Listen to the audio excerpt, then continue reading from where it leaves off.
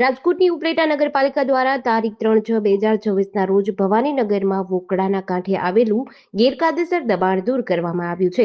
સંબંધિત શખ્સને અગાઉ નગરપાલિકા દ્વારા 3 વખત નોટિસ આપીને સ્વેચ્છાએ ગેરકાયદેસર દબાણ દૂર કરવા જાણ કરાઈ હતી. દબાણકર્તા દ્વારા જાતે દબાણ દૂર ન કરતા નગરપાલિકાએ વિવિધ કચેરીઓ સાથે સંકલનમાં રહીને આ દબાણ હટાવવાની કામગીરી પૂર્ણ કરી હતી. આ ઉપરાંત શહેરના નગરપાલિકાના ધ્યાને આવેલા અન્ય તમામ ગેરકાયદેસર દબાણો પર કચેરી તરફથી નોટિસો આપવામાં આવી છે. નોટિસ આપ્યા બાદ પણ જો લોકો દ્વારા દબાણ દૂર કરવામાં નહીં આવે તો ઉપલેટા નગરપાલિકા દ્વારા નિયમાનુસાર કડક કાર્યવાહી કરવામાં આવશે. ઉપલેટા નગરપાલિકા દ્વારા તારીખ 3/6/2026ના રોજ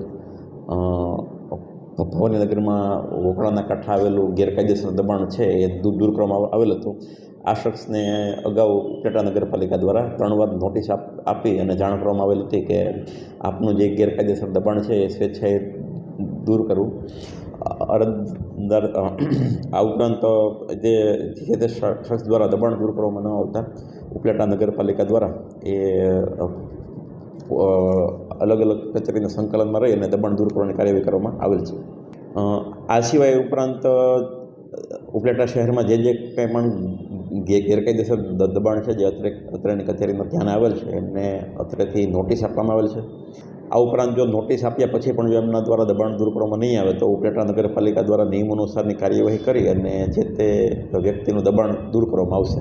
જેડીસી ન્યૂઝ સાથે વિપુલ ધામેચા, ઉપલેટા.